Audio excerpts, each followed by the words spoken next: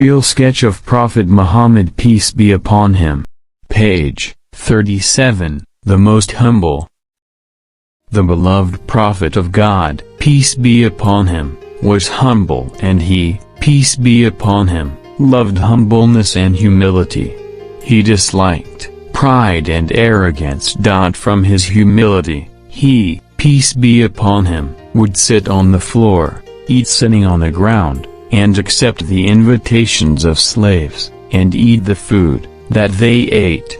He, peace be upon him, would partake in the household chores with his family, and would sit with the poor and weak. He taught, peace be upon him, others to humble themselves, and not to feel superiority over others, as the one who thinks he is superior to others will be brought down by Allah.